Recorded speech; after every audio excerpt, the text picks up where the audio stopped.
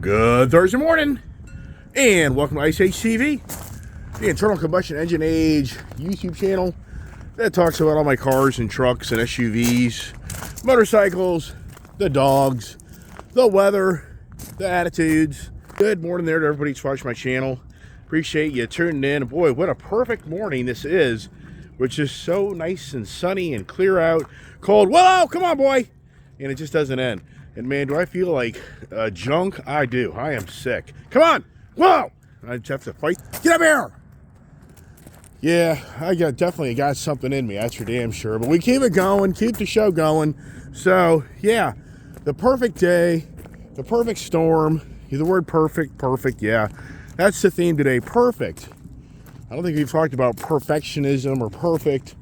And the health on Monday, sickness on Tuesday. What the hell was yesterday? Today's all about the about perfect. You know, it's a lot of work trying to figure out how to keep everybody entertained, which I like to do. Just so anybody there, watch my channel. I enjoy talking, but it's challenging because I'm really sick. But when you own your own company, you got to keep going. You know, it isn't just like you get to go lay down. It doesn't happen. Come on, let's go. So, get the dogs in because, yeah, I just feel like yelling and screaming and whatever. As we all try to have the perfect conditions. Isn't that what life's all about now? Everything has to be perfect. Is that really going on? I mean, more than ever, are we trying to be a perfectionist society, which we're not even close to being there? I'd have to say in the material things, the cars and trucks and motorcycles and technology, yeah, the perfectionism of that for sure has changed. And come on, get up here. Go on. Get up here. Go on. Go on, get up here. Get up here. Hey, here's your ball.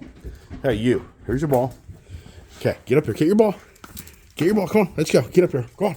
Larry, get up here. Go on. So, that's a project. As y'all hear him start screaming and yelling, or barking and yelling. Yeah. Yeah, is my mind mush? Yeah, kind of. Yeah. Jeez. So, anyways, yeah, I thought we'd say, hey, you know, the thing about us individuals, our cars and trucks and motorcycles, we want them to look perfect. I mean, not everybody does, but I think so many here. Last night, the kid and I polished up the Mustangs with the Speed Shine and kind of cleaned them up.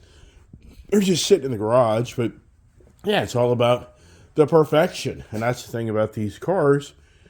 When you go buy them, I've talked about it. Somebody buys a car and you start critiquing it because you want the car to be delivered to you in a perfect manner. And the manufacturers and the transport companies, they go through great lengths of, work to try to bring you a vehicle that comes to dealership, and it should be flawless. I mean, this one here, it probably came to dealership flawless until the back end people used their brush to, clean the car. Just be unbelievable how there's scratches. I mean, just be unbelievable. These are people who get paid every day to clean a car. But yeah, I mean, is that the challenge that just drives you nuts? I mean, especially as you get older. For you get older, it just pisses the hell out of you how stupid people are that have a job every day to do something, but they don't know how to freaking do it. And that's the running joke I've been saying most of my career. You just have no idea how many doors I've walked in and out of businesses. I mean, people don't know. I mean, you know my story, but at the same time, I have walked in on so many freaking businesses, not dealerships, businesses. I wasn't buying cars like this in my true beginnings. Didn't have any money. I had to go out and go to work every day of my life to try to make a living and pay my bills, like most other people. The whole point is, I said so many years ago, people get out of bed every day, they don't even know their whole job. Who doesn't witness this? You go buy something, or you have to call somebody, and the person's borderline incompetent. And that's a challenge, because for us individuals, we're witnessing more than ever the perfection of technology, of, like I've talked about, the cars. I mean, this Ford Bronco is today compared to the original Bronco. I mean, you can't even compare them. There's no way. If you go to these trucks and look at the technology in these trucks compared to today from 30, 40, 50 years ago, I mean, it's incredible how they've perfected these vehicles. I mean, people just forget about the carbureted engine. Then a cold morning, you go try to start your car, and it doesn't start because the choke isn't set right. I mean, there's so many things that have been perfected over so many years of these vehicles. But at the same time, mankind, in so many ways, it's gotten worse. And so, just like I said, how irritable do you get when you go somewhere and you try to get something done and you can't get it accomplished because the individual doesn't know what they're doing? And that's why I was talking about this car here. This is like second Mustang, my GT500. It had a back rear wing all screwed up. And these are people that are supposed to clean and detail these cars that come in. And there's so many people that order these cars. They're such a perfectionist. They don't let anybody touch their car. I mean, I'm not lying. There are some people so adamant about these vehicles and how they have to be so flawless and perfect. You'll hear the stories. The guy will order his car, and the dealership is told, do not touch that car. That car stays in full body wrap. You do not touch that car. I mean, I'm talking serious stuff that you'll piss a guy off.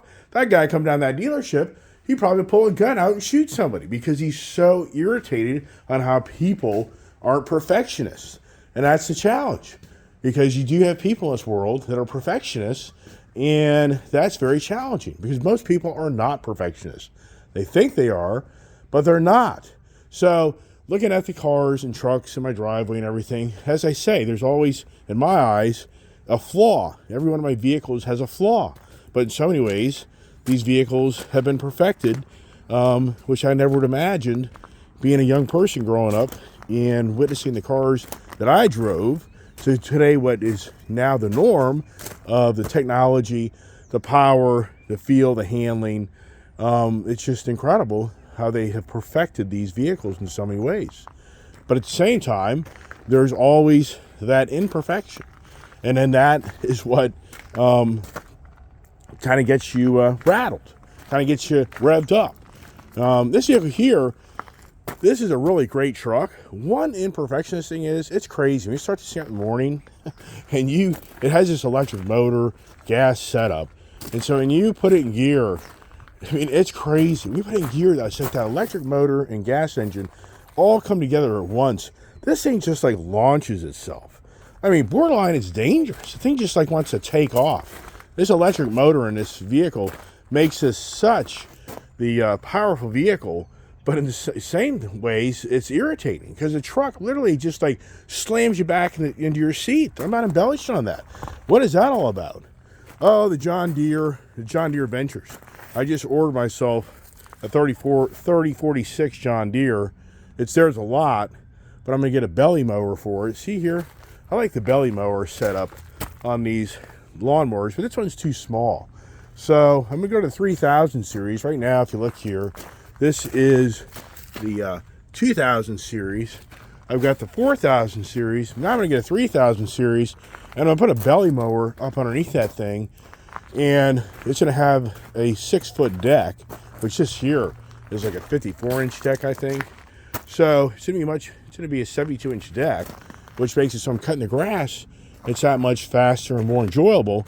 And I have the zero turns, but those zero turns, the way you have to position your arms and your shoulders, when you're riding around that thing for like an hour, 2 hours, that thing really does take a beating on your shoulders. And I just want to change it up because I cut my grass for so many years. It's incredible how many years I cut my grass here with the big tractors with a rear mower. And I never had the actual belly mower set up because I think John Deere's kind of, well, I think they all kind of offer it, but the whole point is I want to have the steering wheel effect like you're driving a car to cut my grass versus having that Bobcat style setup where you do the zero turn, which they're fast, but they beat the crap out of you. I mean, they beat the crap. So you're riding around this property, you don't get it, how many imperfections in the land or in the property. So it just really hammers you, and it really beats up your shoulders and arms. So I'm going to try out go back to good old steering with the belly mower underneath of me. And another thing is, too, you get so much debris. And those zero-turn mowers, you're right in the grass with the mower. So you're constantly getting trashed with all the dirt and dust because you're so low to the ground. So I'm gonna trade that. I'm gonna change it up, and the mower deck on that unit won't be in till like the latter part of the month. They have to order it. They got to put a PTO on it. But I got a great deal because that's a leftover. They don't really call them the 2023 model, but it's a leftover unit that didn't have a price increase. It's incredible. It's incredible how wherever you go today, you want to buy something. If it's the brand new model, the odds are you're going to pay more than last year's model. That's just where the whole economics are on the vehicles. My daughter is now working on this Bronco Wildtrak, and I can't emphasize enough, man, this is such a great vehicle. She loves it. She'd really rather work out of that versus this, but we rack up a lot of miles, and in so many ways, this is a great work vehicle, but this is a really great work vehicle, so she's really excited about this vehicle. And does she miss that white Mustang? Nope, not one bit. Because now, I mean, she has access to this here, but she also has access to the new Vapor Blue GT Mustang, and which she has kind of turned the corner, and she really loves it. She doesn't really like the infotainment center and the dash, but that's where you go too. It's like the people design these cars, what's going on? The individuals, the engineers, they're so trying to make these cars so perfect, but in some ways you're kind of like, yeah, but you're making it in some ways too perfect, because I don't think everyone wants the airline. I don't think everyone wants the cockpit that has this type of display in it. And what's so interesting is how this has two separate screens. So in this model here, it's two separate screens. And my daughter just doesn't like the iPad look. But then you come back here and look at mine, and it has the big widescreen television setup in it, where right here, you'll see it kind of populate, but it's one full screen. And that's just a massive screen, which is just incredible how big that is. Now, talking about perfection, General Motors has just announced, I heard this a while back, General Motors is taking out the capability of the Apple Play and the Android technology in their new model line of cars. Did you just hear that? I'm sure some people read the news.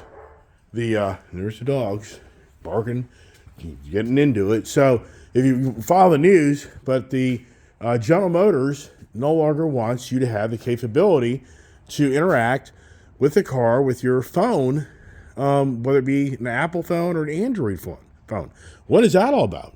And I can relate with it big time, because I live in these vehicles, and it's a constant challenge of your device staying connected to these vehicles when you have your Apple Play on. I'm the Apple guy more than the Droid. Droid is for my videoing, but my real phone is an Apple phone, and it just drives you nuts on how, if you get in out of your vehicle a few times out of the day, I guarantee everybody's had the same problem. The vehicle doesn't connect again with the Apple Play, and you're fighting it to reconnect, and it distracts the hell out of you. It's a major distraction. So that so-called better safety feature of hands-free driving with your cell phone out of your hand, it turns into you're holding your damn cell phone, fighting it to connect with the vehicle. And so GM's position is, it's not GM's problem. It's Apple and Android's problem. Their position is, this is not our car having the problem of connecting your phone. It's the designers of these products. So they are abandoning that technology, where they're going to have their own technology in-house for you now to interact with the vehicle that will give you your directions. But at the same time, I think, but when somebody messages you, can you still interact through the messaging on the vehicle as you drive down the road without having to pick up your phone and the calls? I don't really know enough about General Motors, but their position is that Apple and Droid have not perfected the technology to interface with cars, that they're abandoning those brands because they feel like they haven't perfected in all vehicles. They're not just saying General Motors, they're saying the Ford, the Germans, the list goes on and on and on. Yeah, the Germans, you're watching the Consumer Electronics Show, and you see what Mercedes-Benz has done with the rolling studio. Yeah, it's crazy where everything's going with this perfectionism of these cars, that's not being focused so much more on the gas engine, but all the electric technology. And the Germans, the Mercedes, is buddied up with this well-known audio company that's putting all their music technology inside these cars, where you're literally going to be witnessing a person going down the road that's jamming and rocking out like never seen, where they've got the rolling studio. I mean, the guy is truly going to the rolling studio vehicles, because of the technology they're having these cars, that the music is going to be beyond believable of music to your ears. And so those that are into the exhaust note, they're going to be like, who cares about that? I'm jamming to my Eddie Van Halen. I'm jamming to Meatloaf. Whatever group or whatever flavor, rapping, blues, whatever it may be. But so Mercedes-Benz is really now showing everybody at the Consumer Electronics Show out there in Las Vegas that they're one of the first to really just bring the whole audio sound system to a car like never seen. Once again, I think you're going to start witnessing these electric vehicles that become the rolling studio, the rolling office, because of all the technology they're trying to put in these things and make and perfect them with the artificial intelligence. I mean, yes, these car manufacturers are definitely taking the AI and implementing it into these cars. So it's just incredible how we are going to witness the perfection of these cars like never, ever seen in our lifetime, where these things are just rolling robots, rolling computers. It's going to be, once again, I know some people are like, yeah, but it's happening. It's happening like never seen in our lifetime, that these vehicles are, but at the same time, it's incredible on how the technology of being perfected, of you interacting through the internet and ordering things and not having to get out of your house and do anything, is beyond believable. I mean, if you look at the perfection now of the likes of Amazon, you can order something this morning and it'll probably be here this afternoon. So the perfection of delivery has gone through the roof. So the whole point of that is these cars are becoming so sophisticated that in some ways you wonder, but for what? When the average person anymore won't have to even drive a vehicle, because everything's going to be delivered to their house or wherever they want to go. And then it goes to the driverless vehicle, where the technology is trying to be perfected, which Elon Musk has been working on that for years. The FSD, full self-driving.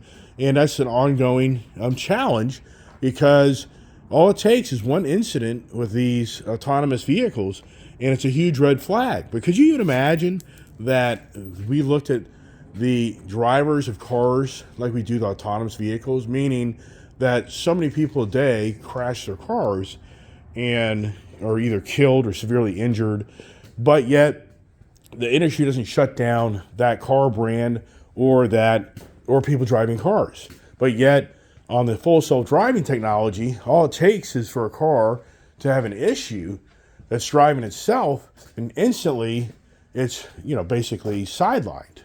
And don't get me wrong, I don't disagree, because to think that a computer can navigate a car like us humans, yes, it can, but it's still a lot of variables for perfecting that. But it's a rapid pace. I think more than ever, it's Elon Musk and others pushing the envelope for this technology, at the fastest pace ever. Where I've said it many times, you take the Industrial Revolution and you think how many years it took for mankind to perfect, making steel, perfect the manufacturing side, to getting up an efficient capability of making things, building things. And that was, you could talk decades of work for that to be accomplished. But yet today, you're talking about the technology and the perfectionism that's on our doorstep that happens within years.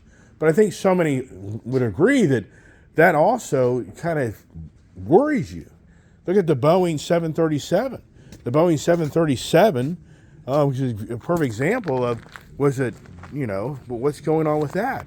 When they push some of these design of a new airplane, new technology, and they try to fast pace it to get it to the market, and then dire circumstances prevail. But then that gets into the ESG, the DEI, the NGO. And what are those words? Well, we know.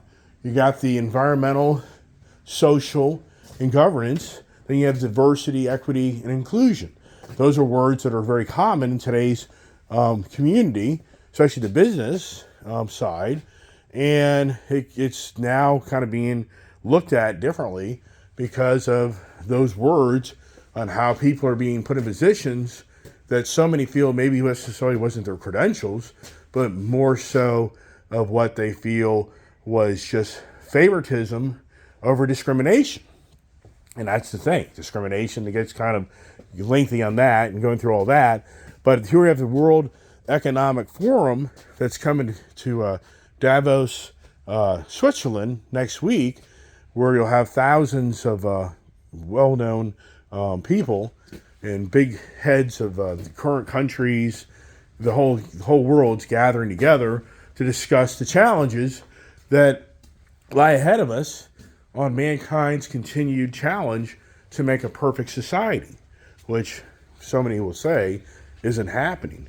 And that's what I thought to myself this morning is it's the irony of where we live in life today, that we're so focused on the CO2 emission that comes out of this tailpipe right here, that the world is so frowning upon these ICE vehicles, and they're working diligently to try to get rid of this carbon foot impact. But at the same time, it seems like we're falling behind on mankind's perfectionism of mankind itself, of what you're witnessing in our own country, of the illegal immigration, the Ukraine-Russia war, the Middle East war, other nations of populations that have immigration challenges just as well. And so, but yet the constant rhetoric is the Greta Thunberg that's fixated on these ICE vehicles and the bad of mankind for eating red meat, and the bad of mankind for wanting to use natural gas to heat them, heat their homes. Yeah, right. But did you know that the liquid LNG, liquid natural gas right now, is at its highest production point and will be for the next many years? That the LNG right now, this country right now is exporting LNG like never seen before because the Russians cutting off Europe on their own LNG supplies to them on a slap in the face for not taking their side to go take back Ukraine. Meanwhile, the oil companies and the energy companies in this country have made record profits from all of this Ukraine-Russia war, which goes back to what I'm saying to you is here we're trying to create the perfect environment, but it's the perfect storm that's being created right in front of us because of all the distraction that is around us is focused on these cars and the carbon footprint, but at the same time, other things are going on around us. It just doesn't get the attention so much, being like the LNG, where you just saw in Dubai, the COP28 all came to finally agreement on what they thought could be a 25-year plan on trying to get this world net zero and carbon footprint free. But at the same time, the exploration of LNG and the build out of the infrastructure to manufacture liquid natural gas is at all-time high. And Asia will be one of the biggest consumers of LNG. And Europe, not as much. America, not as much. So the whole Asia market is a huge market for the profits in the basically the companies out there are going after, because they won't be able to meet these carbon footprint guidelines. They don't have the monies. They don't have the infrastructure that other countries, and that's what goes on with these COP28 meetings, is they talk about how the world powers to be have to give up more monies to try to help these third world countries get in line to be more perfect in this world we live in on addressing the challenges of what the Mother Nature Earth being ruined by these ICE vehicles and the carbon footprint. that has many economic hardships, not only from the, so I should say it has hardships, not only on the environment, but then it goes into the social, the economic, environmental, the governance. It goes into all those things as well. And I think, wow, it's just incredible on how it's the never-ending rhetoric on this green agenda. Joe Biden's administration, the biggest all-time green agenda ever in our lifetime, but yet we have the worst illegal immigration policies ever in this country. And we have the biggest challenges ever of immigration laws and enforcing immigration that is really comes full circle to this World Economic Forum where they're going to meet over there in Switzerland next week. And all these people will look at each other face to face to talk about the dire straits of the green agendas and what needs to be put in place. But at the same time, you think to yourself, these are the same sitting bodies that are letting their people leave in droves in these countries that are looking to, like our country, to come set up shop in our own backyard because their own governing bodies won't take care of their own. And so it's just malarkey. It's unbelievable that you're going to go meet. It's so different than you being a business owner and the guy you're competing with steals everything to be in business. And then you have your area chapter of getting together for the local businesses, and you have to hang out with these other business individuals that steal everything and cheat the whole system, and you can sit there and talk to them with a straight face, and you can sit there and think that what conversations are going to come to be really make any sense when they just cheat the whole system. And that's what you're dealing with. This World Economic Forum, it's just really borderline dictatorship by Klaus and the select few that have all the money in the world that try to drive an agenda, but they just in so many ways ignore the reality that so many of these countries are in such dire straits of the dictatorship of governing bodies that abuse their powers and abuse the citizens of their own country, that forces the hand that these people leave their country and they want to come to our country to resolve their own problems. And then you'll have people turn blue in the face that'll say, but we have to do this for these people, but nobody will go address these sitting bodies and powers to be and put the hammer down on how they can not continue to do what they do to their own people. Once again, I said this yesterday, how many people in this country are leaving this country in the droves to go live somewhere else?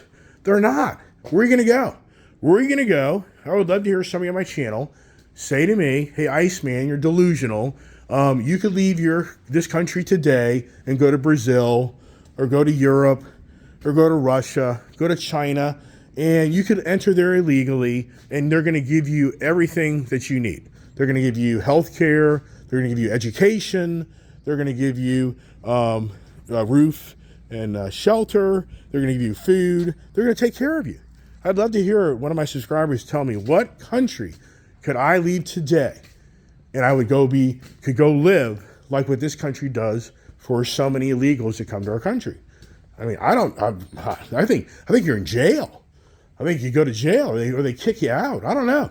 I'm not the most astute individual. I'm just asking questions on the perfection of times. So as always, a lot of work for me. I'm really sick. I just feel like crap. So I'm going to make it short, stuffed up. I can't believe I got to go to work. I got to go work out today in the cold ass weather. And anyways, it's all good. It's nothing new. It runs its course. So I'm going to leave it at that. Make this video a little shorter. I think sometimes making videos a little shorter is actually better. They just get way too long. But anybody out there wants to comment on that, whatever. But it's more about my energy and me talking, and my throat's killing me. So as always, I really appreciate all those that tune in my channel and listen to me get my Honda. Got the Honda outfit today. And yeah, I was going to talk about the Honda. I've talked about Honda so many times and how they're the perfectionists of making things. I think a lot of people think Honda really is. So kind of leave it at that, cut it off. And as always, appreciate all the great support, and share the channel. And once again, God bless. Stay safe and stay tuned for some more adventures.